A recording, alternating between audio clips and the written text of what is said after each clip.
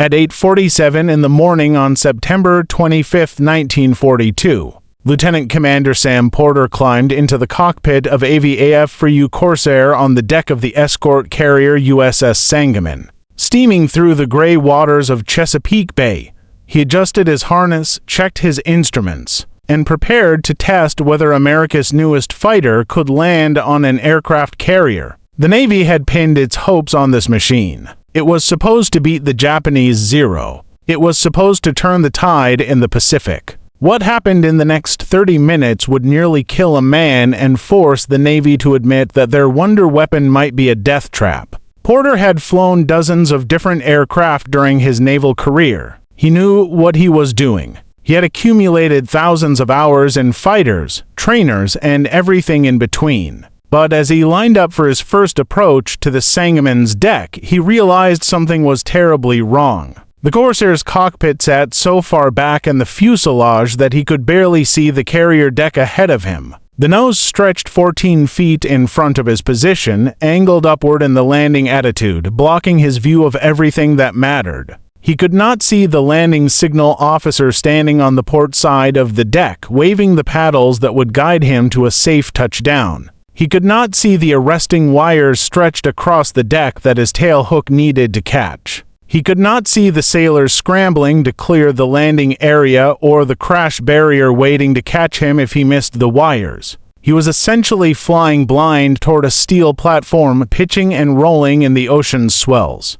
Porter committed to the approach anyway. He had orders to complete this evaluation. He dropped the Corsair toward the deck, watching the carrier through his peripheral vision, trying to judge his altitude and position from glimpses caught around the massive engine cowling. The wheels slammed into the wooden deck planks with a violent impact. Then, Porter experienced something no Navy pilot had ever encountered in a carrier aircraft. The landing gear's shock absorbers, called oleo struts, compressed under the force of the landing, absorbed the energy, and then rebounded with tremendous force. The Corsair bounced back into the air like it had struck a giant trampoline. Porter slammed back down onto the deck, his tail hook skipping over the arresting wires, the aircraft careening toward the crash barrier at the end of the landing area. He barely managed to add power and climb away for another attempt. The second landing was worse. The bounce threw him so high that he nearly stalled trying to get back down.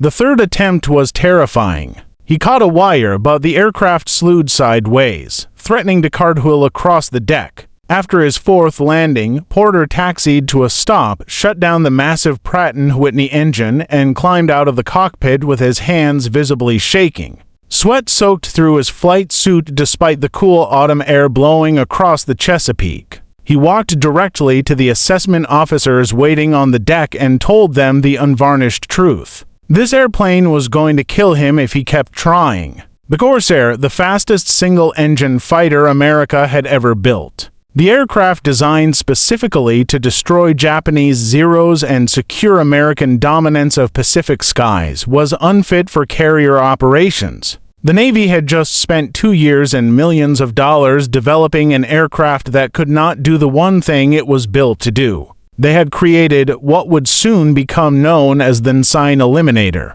The man responsible for creating the Corsair was Rex Beisel, VA Aircraft's chief engineer. Beisel was a self-made aeronautical genius who had worked his way up from draftsman at $4 a day to lead designer of military aircraft. Born in 1893 in San Jose, California, he had grown up in a mining town in Washington state where his father worked in the coal mines. As a teenager, Beisel had worked as a breaker boy in the mines, a mule driver, and a surveyor's helper. He put himself through education and entered the aviation industry during its infancy, eventually becoming one of the first certified aeronautical engineers in the United States. Beisel had built a reputation for solving problems that other engineers considered impossible. That confidence had served him well through a career designing successful military aircraft. But the Navy's request in February of 1938 would test even his considerable abilities.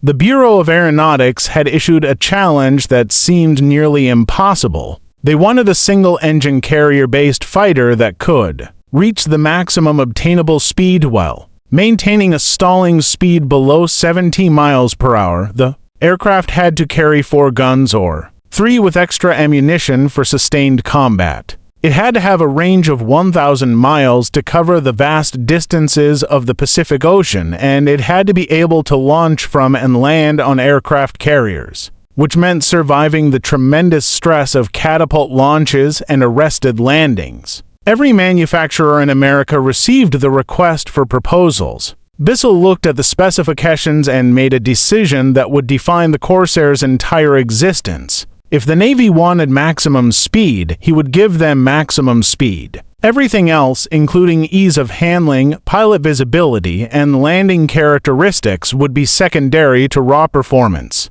Beisel chose the most powerful engine available, the Pratt and Whitney R2800 Wasp, an 18-cylinder radial that produced 2,000 horsepower at a time when most fighter engines generated half that power. No fighter in the world had ever been built around such a massive power plant. The engine weighed nearly 2,000 pounds by itself. It consumed fuel at tremendous rates, and it required a propeller 13 feet 4 in diameter to convert all that power into thrust. That propeller created an immediate engineering problem. If Beisel mounted the engine on a conventional fuselage with standard landing gear, the propeller tips would slice into the carrier deck during landing. The landing gear struts would have to be impossibly long to provide adequate clearance, making them fragile and prone to collapse under the stress of carrier landings. Beisel's solution was elegant and radical. He designed an inverted gull wing, bending downward from the fuselage at a sharp angle before sweeping back up toward the wing tips.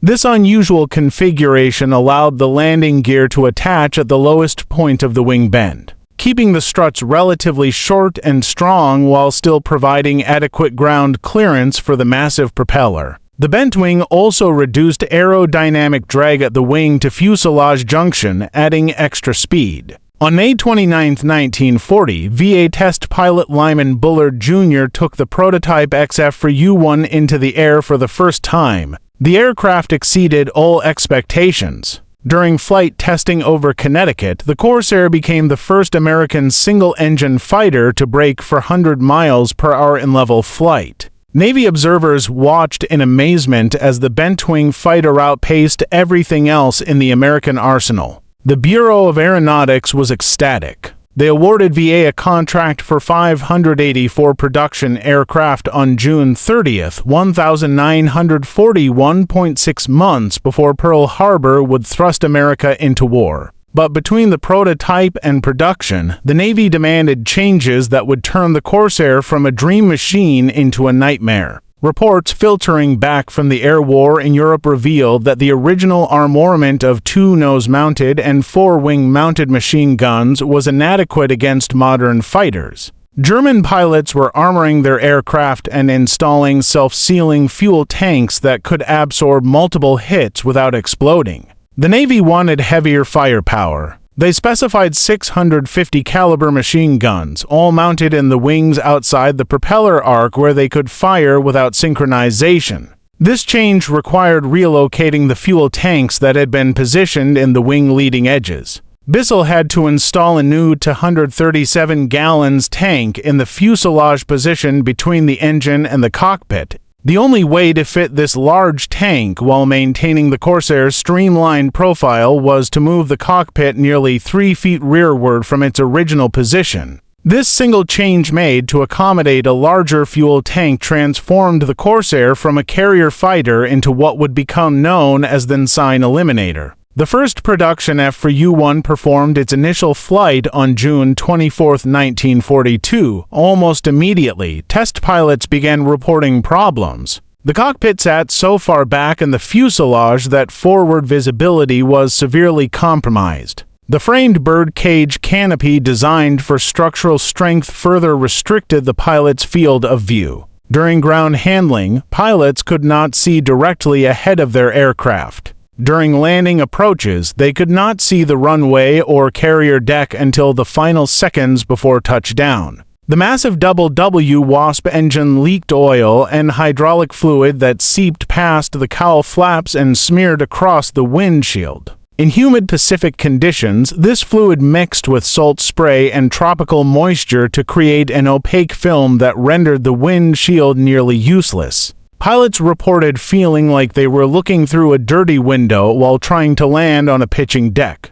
The aircraft exhibited vicious stall characteristics at low speeds. During high angle of attack maneuvering, the kind required for carrier landings and combat dogfighting, the left wing would stall before the right wing. This asymmetric stall caused the aircraft to snap roll violently without warning. At low altitude, there was no time to recover. The aircraft would simply roll inverted and dive into the ground or water. But the most terrifying problem was the engine torque. The double Wasp produced so much rotational force that it could overpower the pilot's control inputs. If an inexperienced pilot added throttle too quickly during a wave-off or go-around, the massive torque would roll the aircraft onto its back. At carrier landing altitudes of 200 feet or less, there was no time for recovery. The pilot would simply roll inverted and dive into the ocean. The first squadron to receive production Corsairs was Fighter Squadron 12.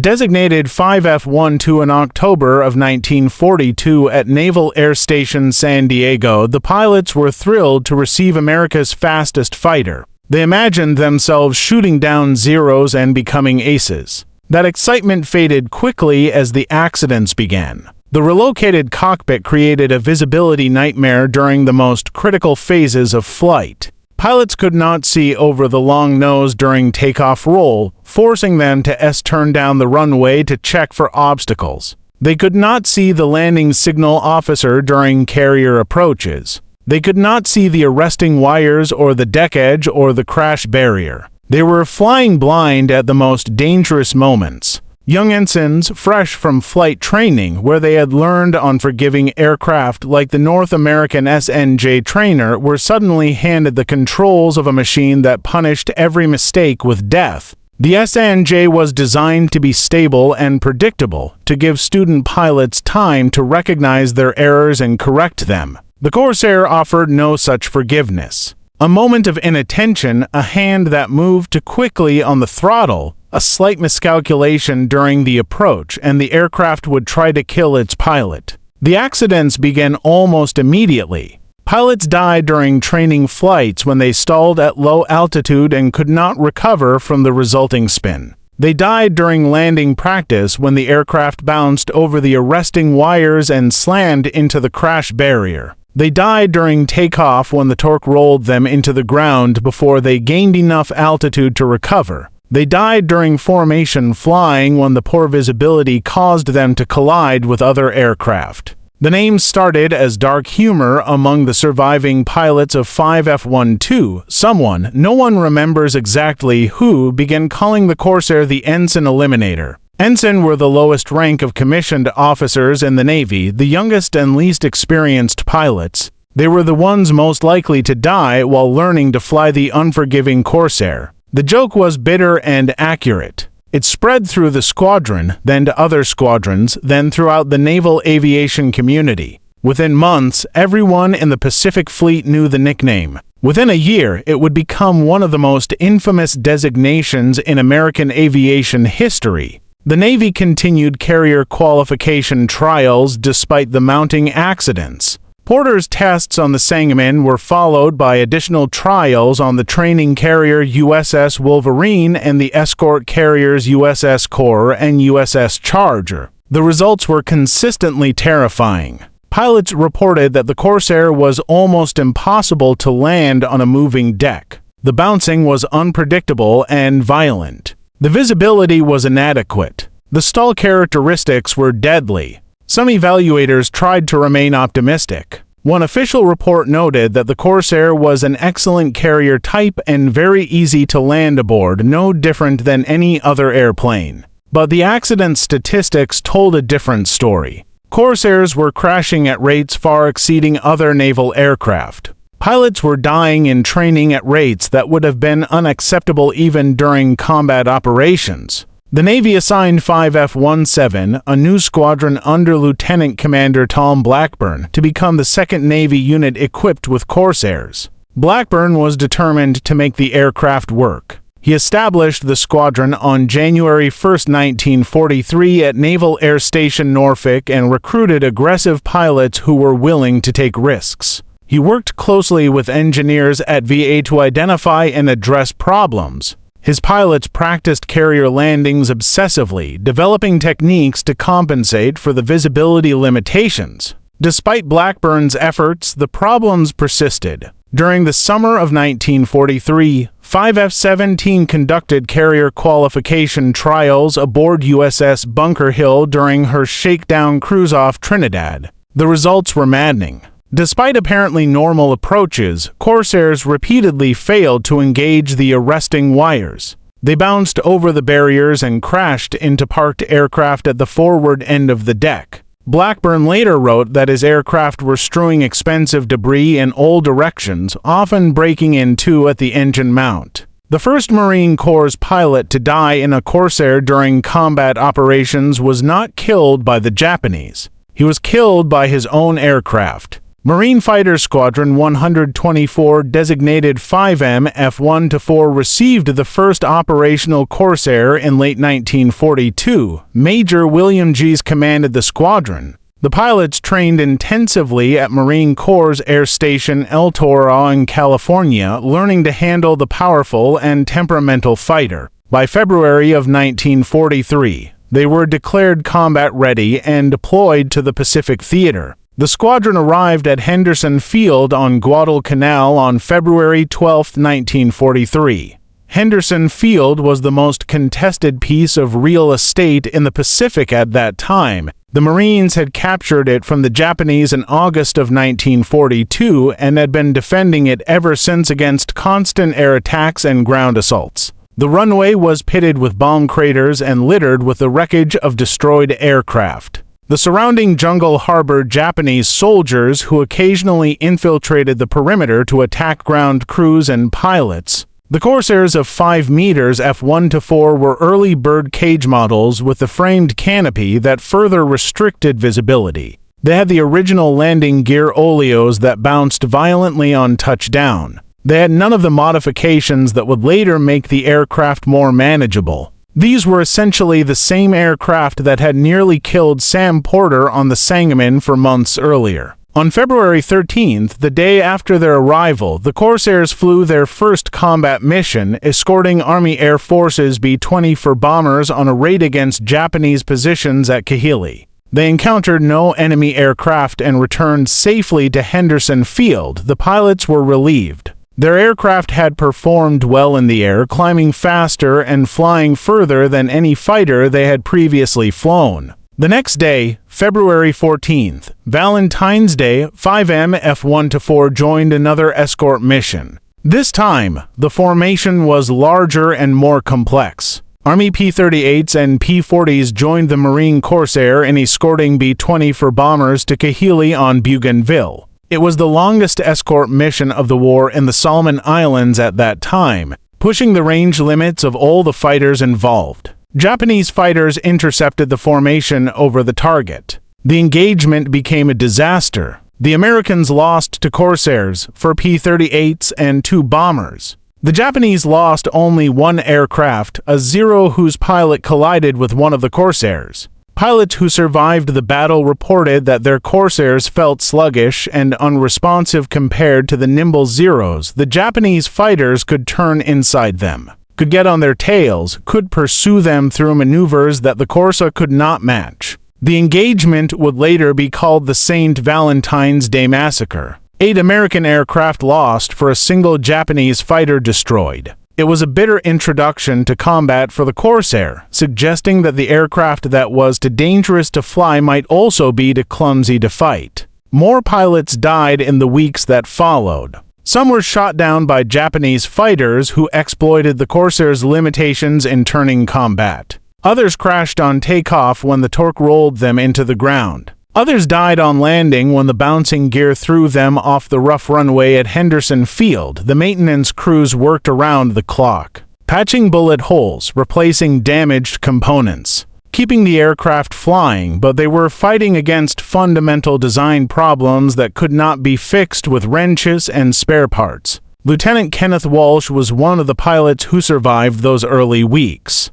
Walsh had flown fighters in the peacetime Navy before Pearl Harbor and understood aircraft performance at a level most pilots never achieved. He recognized that the Corsair had tremendous capabilities hidden behind its dangerous handling characteristics. He began experimenting with tactics that exploited the Corsair's strengths while avoiding its weaknesses. Walsh discovered that the Corsair could not turn with a zero, but it could outclimb and outdive anything the Japanese flew. The key was never to engage in a turning fight. Use the Corsair's speed to dive on enemy aircraft from above. Make one firing pass with the 650 caliber guns. Then use the Corsair's excellent zoom climb ability to regain altitude before the Japanese could react.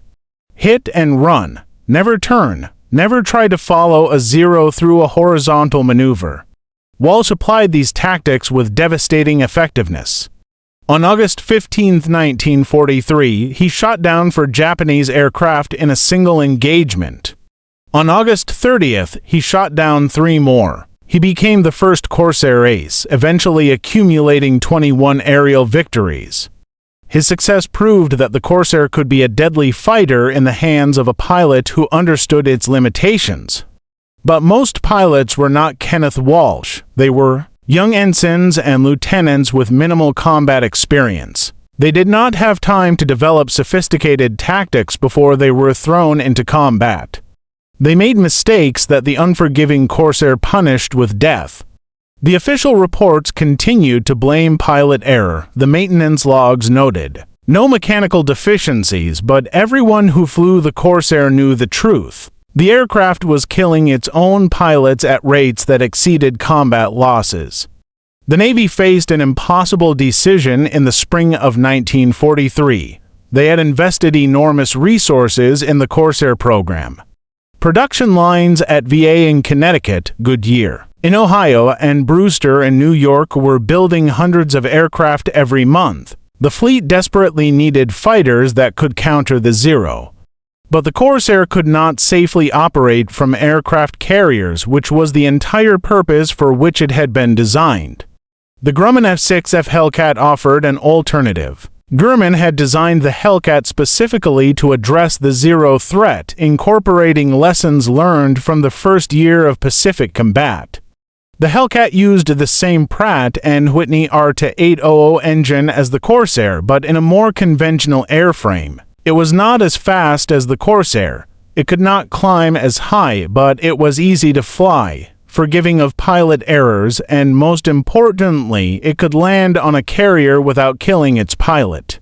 In the spring of 1943, the Navy made a choice that would shape the Pacific War. They would give the Corsair to the Marines for land-based operations and adopt the Grumman F6F Hellcat as the Navy's primary carrier fighter.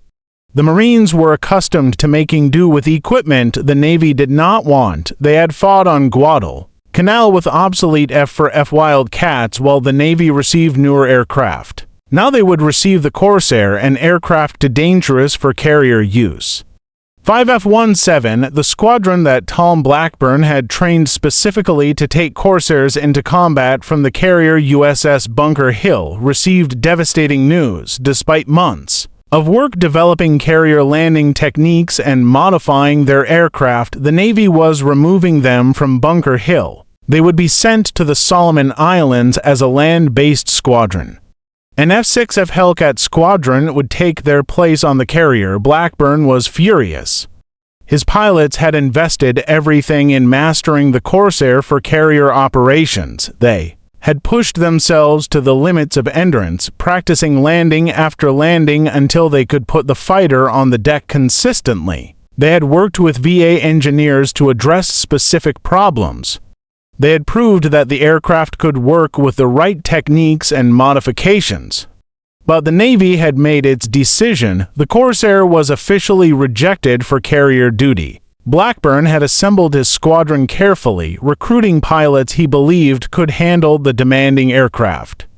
His executive officer was Lieutenant Commander Roger Hedrick, a skilled tactician who shared Blackburn's confidence in the Corsair. Hedrick would eventually shoot down 12 aircraft and become one of the leading aces of the Pacific War. Together, they built a squadron culture that embraced the challenge of flying an unforgiving aircraft. The Jolly Rogers got their name from the Corsair itself. A Corsair was a pirate, and Blackburn wanted a squadron insignia that matched that swashbuckling heritage. Artist Harry Hallmeyer, one of the squadron pilots, designed the skull and crossbones that would become one of the most famous military insignias in American history. The pilots painted the Jolly Roger on the cowlings of their Corsairs and adopted the attitude that went with it. They were pirates of the sky, and they intended to take no prisoners. The decision to remove them from carrier duty was not entirely wrong from the Navy's perspective. The Hellcat would prove to be an excellent carrier fighter, eventually achieving an air-to-air kill ratio even higher than the Corsair. It was easier to maintain, easier to fly, and caused far fewer fatal accidents, but removing 5F7 from bunker Hill meant that America's fastest and most powerful fighter would spend most of the war flying from island airstrips instead of carrier decks. On the evening of November 10, 1943, a young maintenance officer named Butch Davenport sat in the ready room at Onongo Airfield in the Solomon Islands. Ongo, which means place of death in the local language, was a forward operating base for 5F-17, the Jolly Rogers. The squadron had been in combat for 2 weeks, flying missions against Japanese positions throughout the northern Solomons. Davenport was sketching modifications on a piece of scrap paper. Working closely with VA Field Representative Rustella, he had been studying why so many pilots were dying. The Corsair's left-wing stall was not random. It was not caused by pilot error or bad luck. It happened because of the specific aerodynamic characteristics of the wing design. During high angle of attack maneuvering, airflow over the left wing separated before airflow over the right wing. This caused the left wing to lose lift suddenly while the right wing was still generating lift. The result was a violent roll that no pilot could anticipate or prevent. Davenport and Dava believed they understood the solution. If the right wing could be made to stall at the same time as the left wing, the aircraft would mush forward in a controlled manner instead of snapping into an uncontrollable roll. The way to achieve this was to spoil the lift on the right wing slightly, reducing its efficiency so it would stall at the same angle of attack as the left wing. They proposed adding a small strip of metal to the leading edge of the right wing just outboard of the gun ports. This strip would disrupt airflow over the wing's surface at high angles of attack, causing early separation and reducing lift. It was a crude modification that any maintenance crew could fabricate from spare parts in the field. The squadron mechanics were skeptical at first. Vought's engineers had designed the wing after thousands of hours of wind tunnel testing. They had calculated the airfoil shapes and dimensions with mathematical precision. Who were they to second-guess professional aeronautical engineers with years of education and experience? But Blackburn trusted his pilots. He had built 5F-17 on the principle that aggressive men who flew combat every day often understood their aircraft better than engineers who had never faced an enemy. He authorized the modification on a single aircraft as a test. The results exceeded all expectations. With the stall strip installed, the Corsair's wings stalled simultaneously. The aircraft remained controllable at low speeds. Pilots could feel the stall approaching through buffeting in the controls and take corrective action before the aircraft departed controlled flight. The violent snap rolls that had killed so many ensigns simply stopped happening. Word spread through the squadron within hours. Other pilots demanded the modification for their aircraft. Maintenance crews worked through the night fabricating stall strips from whatever materials they could find. Wood blocks carved to shape, bent pieces of sheet metal, aluminum strips cut from damaged aircraft, anything that would disrupt airflow in the right location. Within weeks, every Corsair and 5F-17 carried the field improvised modification. The improvement in survival rates was immediate and dramatic. Pilots who had been hesitant to engage at low altitude began flying more aggressively. They could pursue Japanese aircraft through maneuvers that would have been suicidal weeks earlier. The Jolly Rogers went on to become the highest-scoring Navy Corsair squadron of the war, destroying 150 enemy aircraft in just 76 days of combat. 13 pilots became aces. Blackburn credited much of that success to the stall strip modification that the team at Onongo had developed. VA engineers eventually examined the field modification and confirmed its effectiveness through wind tunnel testing. A standardized metal stall strip became standard equipment on all production Corsairs, starting with the F4U 1A model. The official documentation credited engineering analysis for the improvement. The names of Butch Davenport and Russ DeVella did not appear anywhere in the records. While American pilots struggled with the Corsair, the British Royal Navy was facing a different but related problem. They desperately needed capable carrier-based fighters, and their options were severely limited. British's designed carrier aircraft like the Blackburn Skewer and Ferry Fulmer were deceit designs developed before the war to provide navigation over featureless oceans. They were too slow and cumbersome to compete with modern single-seat fighters.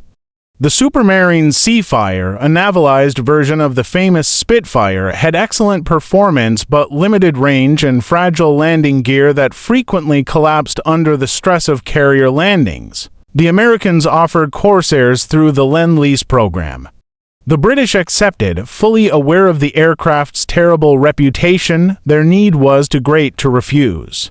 Any fighter was better than no fighter, and the Corsair at least offered performance that could match the best Japanese aircraft. The first Corsairs arrived in Britain in late 1943. British pilots immediately encountered the same problems that had plagued American squadrons. The visibility during landing approach was terrible. The long nose blocked the view of the deck and the batsman, as British pilots called the landing signal officer. The landing gear bounced violently on touchdown, throwing the aircraft back into the air and over the arresting wires. The engine torque could flip the aircraft onto its back if the pilot added throttle too quickly during a wave-off. But the British could not simply hand the Corsair to land-based units the way the Americans had done. The Royal Navy operated from aircraft carriers. That was their primary method of projecting air power. Their island bases were far from the Pacific combat zones where the Japanese threat was most acute.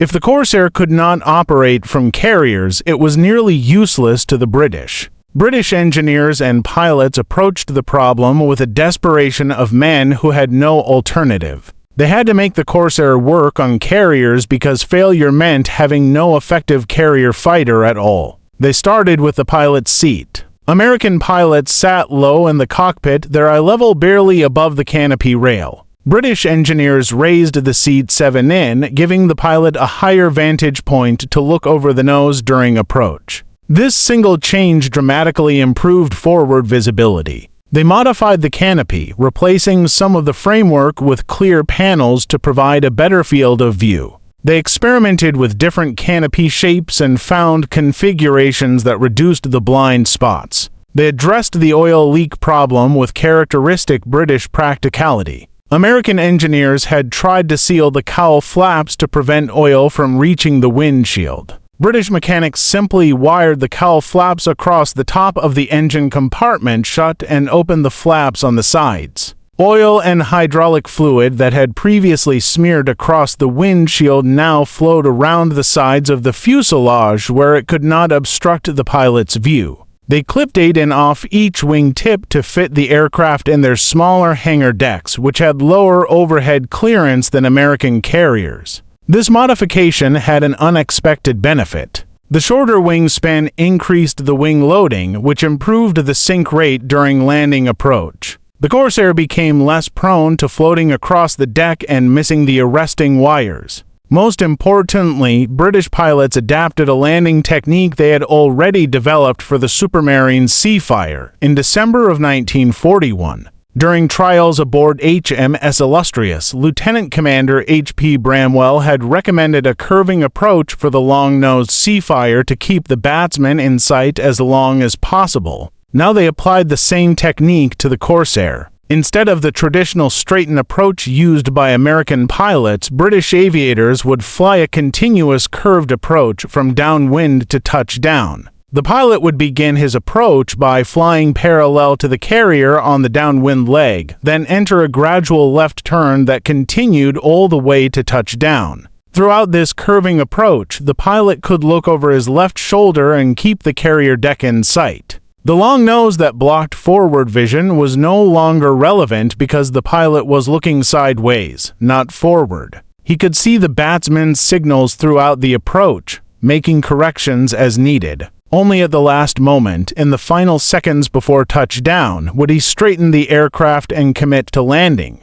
The technique required practice and coordination between the pilot and the batsman. Both had to understand exactly what the other was doing. But British naval aviators had experience with difficult landing aircraft. They had already developed similar techniques for the Seafire, which had its own visibility problems due to its long nose. Applying the curved approach to the Corsair was a natural extension of existing skills. On June 1, 1943, No. 1830 Naval Air Squadron became the first British unit equipped with Corsairs. The pilots trained intensively in the United States, learning the curved approach technique and practicing until they could land the aircraft consistently on the small decks of British escort carriers. By the end of the year, British Corsair were operating successfully from Royal Navy carriers in combat operations. The same aircraft that the American Navy had declared unsuitable for carrier operations was flying from British flight decks and shooting down German aircraft over Norway. British Corsairs provided fighter cover for strikes against the German battleship Tirpitz. They flew combat air patrol over the British Pacific Fleet during operations against Japanese positions. They proved that the Corsair could operate from carriers if pilots were properly trained and aircraft were properly modified. The Americans took notice. If the British could operate Corsairs from carriers with their smaller decks and less experienced pilots, perhaps the problems were not insurmountable after all. The modifications that eventually made the Corsair carrier capable for American operations did not come from any single source. They accumulated over months of desperate improvisation by pilots, mechanics, engineers, and administrators who refused to accept that the aircraft could not be fixed. American maintenance crews adopted the British discovery about oleo pressure by increasing the air pressure in the oleo struts. They could make the shock absorbers stiffer and eliminate most of the bouncing that had caused so many accidents. The modification required no special parts or engineering approval. Any ground crew could adjust the pressure with standard equipment. The raised pilot seat from British modifications was incorporated into production aircraft starting with later versions of the F4U. The improvement in visibility was immediately obvious to pilots who had struggled with the lower seat position. VA replaced the framed bird cage canopy with a clear bubble design that provided dramatically better visibility in all directions. Pilots could see the deck throughout the landing approach. They could see aircraft approaching from behind during combat. They could see the instruments without craning their necks around canopy frames. The stall strip that Butch Davenport had invented in the Solomon Islands became standard equipment. Assembly line workers at Vought, Goodyear, and Brewster installed precisely manufactured metal strips on every new aircraft. The tailwheel strut was lengthened by 6 in to provide a more level landing attitude. This reduced the nose-up angle during touchdown and improved visibility during the final seconds of approach. Each modification was small. None of them individually would have solved the Corsair's fundamental problems, but together they transformed the Ensign Eliminator into one of the most capable carrier fighters of the war.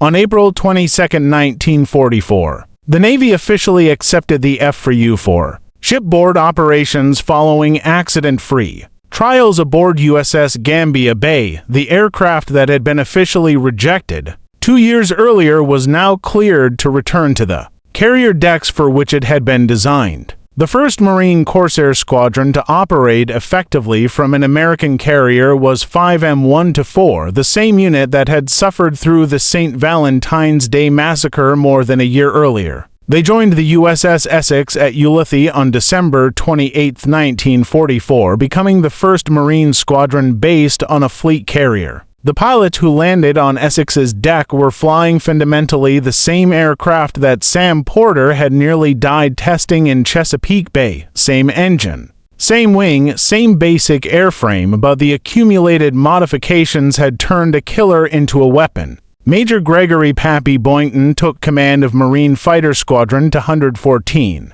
The Black Sheep on August 14, 1943, at 31 years old. He was a decade older than most of his pilots and a veteran of aerial combat in China with the American volunteer group, the famous Flying Tigers. He had shot down aircraft before most of his new pilots had learned to fly. Boyington received a collection of pilots that nobody else wanted. Some were replacements who had missed their original squadron assignments due to illness or administrative errors. Others had been cast off from other units for disciplinary problems or personality conflicts. The Marine Corps gave Boyington for weeks to turn this collection of orphans into a combat-ready squadron. He did it by flying the Corsair harder than anyone thought possible. Boyington pushed the aircraft to its absolute limits and showed his pilots what it could do in the hands of someone who understood its capabilities and respected its limitations. He demonstrated that the Corsair, despite its terrifying reputation, was a magnificent fighting machine. The aircraft was faster than anything the Japanese flew. It could dive away from any Zero at speeds that would tear the Japanese fighter apart. Its 650 caliber machine guns could tear an enemy aircraft to pieces with a single well-aimed burst. Its rugged construction could absorb tremendous battle damage and keep flying. Pilots returned from combat with holes in their wings, fuselage, and tail that would have destroyed lighter aircraft. The Black Sheep went into combat on September 12, 1943, and immediately proved that the Corsair's reputation as a killer could be redirected toward the enemy. In their first week of operations, they shot down multiple Japanese aircraft while losing only one of their own. During their first combat tour, they destroyed 97 Japanese aircraft. 9% of Boyington's pilots became aces, shooting down 5 or more enemy aircraft. Boyington himself claimed 22 kills with the Black Sheep, bringing his total to 28, counting his victories with the Flying Tigers. He became the highest-scoring Marine ace of the war and one of the most famous pilots in the Pacific. On January 3, 1944, Boyington led a fighter sweep over Rabaul, the massive Japanese base that dominated the Southwest Pacific. He was trying to tie the American record of 26 aerial victories held since World War I during the engagement. Boyington shot down one Japanese aircraft, his 28th kill, before being shot down himself by enemy fighters. He parachuted into the water and was captured by a Japanese submarine crew. He spent the rest of the war as a prisoner, enduring brutal treatment that would have broken most men. The Japanese never reported his capture. For 18 months, the Marine Corps listed him as missing in action, presumed dead. When Boyington was liberated in August of 1945, he returned to a hero's welcome. President Harry Truman presented him with the Medal of Honor that had been posthumously awarded when everyone thought he was dead. The Black Sheep's record stood as proof that the Corsair was never really the problem. The problem had always been asking young pilots to fly an unforgiving aircraft before anyone understood how to make it forgiving. The Japanese noticed the changes in American Corsair tactics almost immediately. Pilots who had learned to exploit the F4U's weaknesses found that those weaknesses had largely disappeared. The American fighter that used to stall and spin at low altitude now maintained control through maneuvers that would have been suicidal in earlier versions. The aircraft that had been easy prey in a turning fight now rolled with unexpected authority thanks to the stall strips and other modifications. Japanese combat reports from late 1944 and early 1945 noted that American Corsair pilots were flying more aggressively and achieving better results. Some Japanese aviators initially attributed the change to improved American training or tactics. Only gradually did they realize that the aircraft itself had evolved. The psychological impact on Japanese pilots was significant. For 2 years, they had owned the turning fight. Their A6MO fighters could outmaneuver anything the Americans flew, and they knew it with absolute certainty. That confidence had allowed them to engage aggressively and press attacks that more cautious tactics would have avoided. They could get behind an American fighter and stay there through any maneuver the American attempted. When the Corsairs suddenly became competitive in maneuvering combat, Japanese pilots lost their psychological edge. Some became hesitant, breaking off attacks they would have pressed in earlier months. Others compensated by taking greater risks, closing to shorter range before firing, and pursuing Americans into situations they could not escape. Aggression without superiority meant death. By early 1945, the kill ratio had shifted dramatically. Corsairs were destroying Japanese aircraft at a rate of 11 to 1. For every Corsair lost to enemy action, 11 Japanese aircraft fell from the sky. American pilots flew over 64,000 combat missions in Corsairs during the war. They claimed 2,140 air-to-air victories against only 189 Corsairs lost to enemy aircraft. No other American fighter achieved a better combat record in the Pacific theater. The F4U continued to serve long after the war in the Pacific ended. When fighting broke out in Korea in June of 1950, Marine and Navy Corsair were still operational. These aircraft had been in service for nearly a decade, yet they remained among the most capable ground attack platforms available. Corsairs flew from carriers offshore and from land bases in South Korea, supporting American and South Korean troops with bombs, napalm rockets, and strafing attacks. On August 3, 1950, 5M-14, the Black Sheep Squadron that Pappy Boyington had made famous, flew their first combat mission of the Korean War. They launched from the escort carrier USS Sicily and attacked enemy installations near Incheon. The same squadron that had terrorized Japanese pilots over the Solomon Islands was now fighting a new enemy with the same aircraft that had served them so well in the previous war. The Corsair excelled in the close-air support role. Jet fighters like the F-80 Shooting Star and the F-9F Panther were faster, but they consumed fuel at prodigious rates and could only loiter over the battlefield for minutes. The Corsair could circle above friendly troops for extended periods, waiting for calls for support, then dive in with devastating accuracy. Ground crews loved the Corsair because it was simple to maintain and could absorb tremendous battle damage. Pilots brought back aircraft with holes in wings, fuselage, and tail that would have destroyed more fragile jets.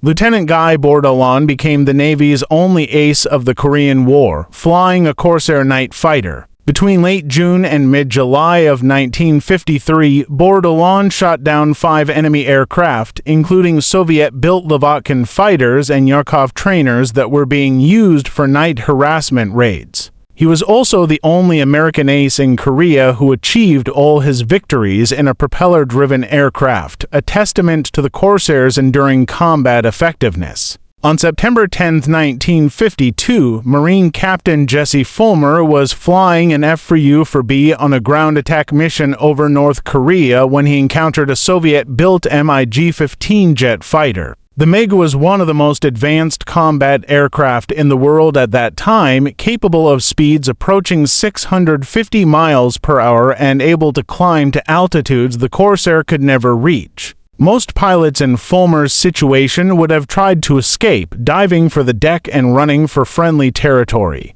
Fulmer attacked. He maneuvered his vintage Corsair into a firing position and sent a burst of 20mm cannon fire into the jet fighter. The MiG went down, its pilot unable to believe that a propeller-driven antique had gotten guns on him. A fighter designed in 1938 had shot down one of the most advanced jet fighters in the world. Other Mice arrived and shot Fulmer down in turn, but he parachuted to safety over the Yellow Sea and was rescued by a Navy helicopter. The Corsair had proved that even in the jet age, it remained a formidable weapon in the hands of a skilled pilot. The French Navy operated Corsairs during the First Indochina War against Vietnam forces from 1952 to 1954. French pilots flew ground attack missions from aircraft carriers in the Gulf of Tonkin, supporting troops fighting in the jungles of Vietnam years before American involvement escalated. The Corsair saw combat again during the Suez Crisis of 1956 and the Algerian War. Some Corsa were still flying combat missions nearly 20 years after Sam Porter's terrifying test on the Sangamon. The last Corsair rolled off the production line on January 31, 1953. V.A. Goodyear and Brewster had built a total of 12,571 aircraft over 11 years of continuous production. It was the longest production run of any piston engine fighter in American history, a remarkable achievement for an aircraft that had once been considered too dangerous to fly from carriers. Rex Beisel, the engineer who had designed the Corsair around the impossible demands of maximum speed, lived to see his creation vindicated. He remained at VA until the early 1950s, eventually becoming vice president of United Aircraft Corporation before retiring to Sarasota, Florida. He had been right about what the aircraft could achieve. He had simply underestimated how difficult it would be to unlock that potential safely. The modifications that made the Corsair great were not failures of his original design. They were the natural evolution of any complex machine, as engineers and operators learn to understand its true capabilities. That is how innovation actually happens in war, not through clean designs that work perfectly from the beginning, but through desperate improvisation by people who refuse to accept failure. The Corsair earned its nickname honestly. It was an Ensign Eliminator. It killed young pilots who did not know how to fly it, whose training had not prepared them for its demands.